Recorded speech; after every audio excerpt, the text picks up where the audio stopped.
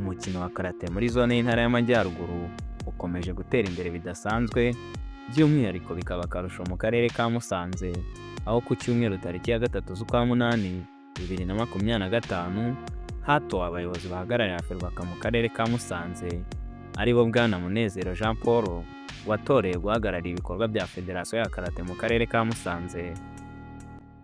Nakoze nitwa Munezero Jean Paul, nkaba nyinera muri Karabu Okinawa Karate Do.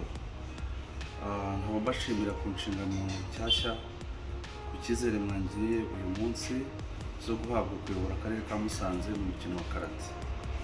Ndabashimira ku cyizere mwangiriye ndetse mbizeza ku migabo n'imigambi nahawe uhereye uyu munsi ko ngomba kugerageza kubanza nkibanda ku bana kuva ku mashuri yo hasi kuva muri primaire kuzamura kugeza ku rwego rwo hejuru rwa kaminuza, twibanda guhera ku bana bato kugeza ku bakuru, tugerageza gukora ibyo igihugu kidusaba binyujijwe muri Ferwafa.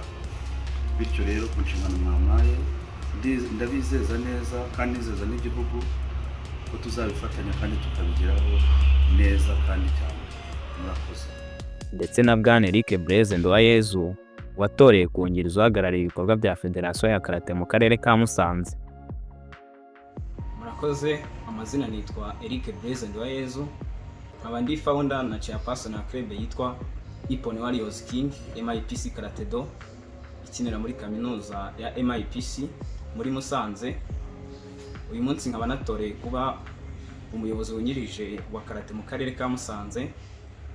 Ubutumwa natanga ku bantu bakina umukino wa karate icyambere ni ukuwukunda, kandi ikindi ni ukuwitangira no kumva ko ugomba kukugeza kure ndetse udasize na mugenzi wawe, kumva ko utagomba kwikubira ibyo ubonye, nimba ari ubumenyi ukabusangiza n'abandi, kandi tukagerageza kugendera ku mategeko ndetse no kumva ko tugomba kugendera mu murongo umwe ntawe usigaye inyuma.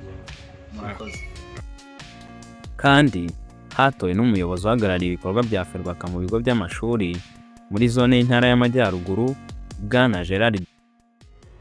Nitwa Gerard Niyobuhungiro, nkaba ndi Sampayi ndetse nkaba ntoza club ya Eastern Dragons Karate Do. Kuri uyu munsi tumaze gukora inama ihuza abaperezida b'amaclubs mu karere ka Musanze, turi kumwe n'abayobozi ba zone y'Amajyaruguru. Ndashimira inshingano bampaye zo guhuza ibikorwa bya karate mu bigo by'amashuri mu Ntara y'Amajyaruguru.